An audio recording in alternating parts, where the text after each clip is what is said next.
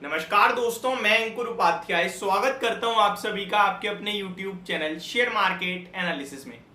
यहां पे आप सभी के साथ अगर बात करें शेयर बाजार की आज के दिन में, तो शानदार मूव रहा। लगभग निफ्टी 150 पॉइंट्स ऊपर, सेंसेक्स 432 पॉइंट्स ऊपर और बैंक निफ्टी 421 पॉइंट्स ऊपर करंटली ट्रेड कर रहा है। 3:12 का समय हो रहा है। आज तेजी बाजार में आएगी, ये मैंने आप सभी के साथ कल ही कहा था। और ऐसा कुछ नहीं है कि मैंने 100% कहा था, प्रिडिक्ट करा था केवल। और वो मेरा रीजन सिंपल ये था कि भैया ये जो गिरावट हुई है ना, ये गिरावट टेम्पररी विदाउट रीजन है। आपके लिए बाजार वेंसडे को गिरते हैं कि अमेरिका की रेटिंग डाउनग्रेड कर दी। किसने? फिच ने क्रेडिट रेटिंग डाउनग्रेड कर दी। अब अमेरिका का बाजार खुद केवल 0.5% गिर रहा है, दुनिया भर के बाजार 2 से 2.5% गिर गए। अगले दिन फ्राइडे को अमेरिका का मार्केट आप देखिए क्या गिरा, 66 पॉइंट फ्लैट रहा।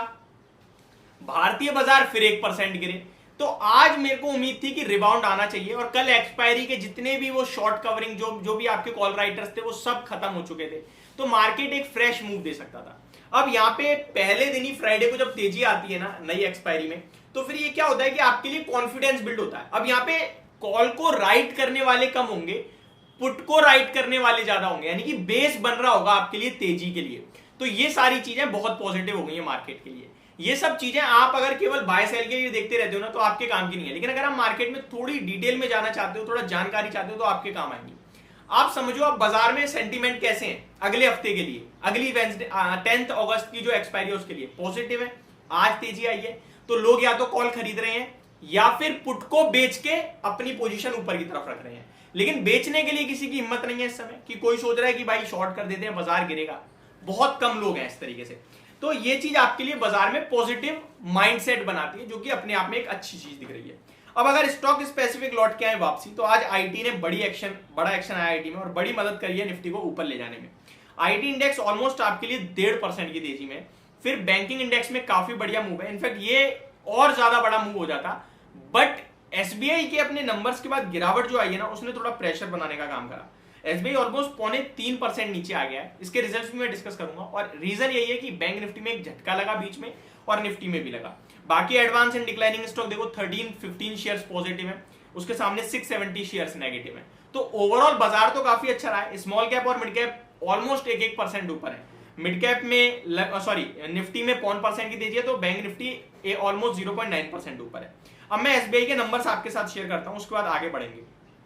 एसबीआई के क्वार्टरली नंबर्स की बात की जाए, तो यहाँ पे आपको काफी बढ़िया नंबर्स आते हुए, नंबर्स अच्छे हैं ऑलमोस्ट, बट स्लिपेजेस में जो ज्यादा बढ़त आई है, जिसकी वजह से ये स्टॉक टूटता हुआ दिख रहा है। मैं आपको बताता हूँ, stand alone net profit company का जो आया है वो 16,900 करोड़ पे आया है। बाजार का अनुमान 15,800 करोड़ का था, तो अनुमान से बेहतर आया है। बट प्रॉब्लम कहाँ गई? प्रॉब्लम आ गई स्लिपेजेस में। अगर आप स्लिपेजेस देखेंगे तो 3,500 करोड़ के सामने ऑलमोस्ट 7,700 करोड़ के स्लिपेजेस हो गए, डबल हो गए, यानी कि पैसा जो वापस नहीं आ रहा वो बढ़ गया बहुत ज्यादा। तो यहां प्रॉब्लम आई है। प्रोविजंस देखेंगे एनपीए के लिए, तो वो 1,280 करोड़ के सामने 2,650 करोड़ हो गए, तो ये बहुत ही ज्यादा हो गया। यहां प्रॉब्लम आ रही है। ब्याज की बात की जाए तो 72,700 करोड़ से बढ़कर 96,000 करोड़ की ऑलमोस्ट ब्याज कमाई है बैंक ने, तो शानदार है। तो नंबर अच्छे हैं, बट ये एनपीए जीएनपी और प्रोविजंस ने थोड़ा दिमाग खराब करा, जिसकी वजह से स्टॉक टूटता हुआ दिख रहा है आपको। ऑलमोस्ट लॉन्ग टर्म के लिए अभी भी पॉजिटिव रहे, मीडियम के लिए भी पॉजिटिव रहे, और ये अगर 550 तक गिरावट आ रही है तो खरीदने के मौके भी ढूंढे, टेंशन ना लें।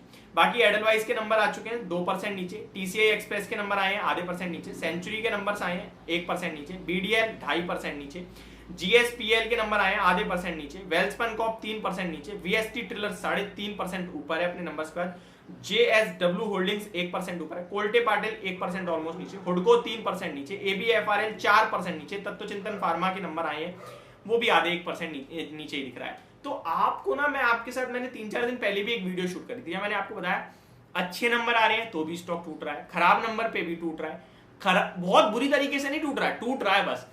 तो नंबर्स पे ना पॉजिटिव रिएक्शन मुश्किल हो रहा है। इस बार का Q1 मेरे को बढ़िया नहीं लगा, ज्यादातर नेगेटिव नंबर्स रहे, नेगेटिव रिएक्शंस रहे, स्पेशली रिएक्शंस नेगेटिव रहे हैं। खराब अच्छे नंबर पे भी रिएक्शन कभी कभार नेगेटिव आए हैं।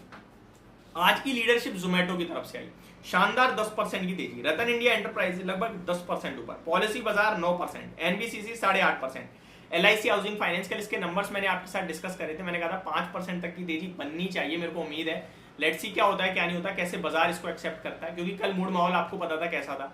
लेकिन उसके बाद 5% तो छोड़ो 10% भागा शेयर। तो बहुत ही शानदार हमारा एक तरीके से आप एनालिसिस कह सकते हैं। गिरावट जेएम फाइनेंशियल 7% नीचे, एमजीएल 6% नीचे, एबीएफआरएल 5% नीचे, कमिंस इंडिया 4.5%, आरती ड्रग्स 4%।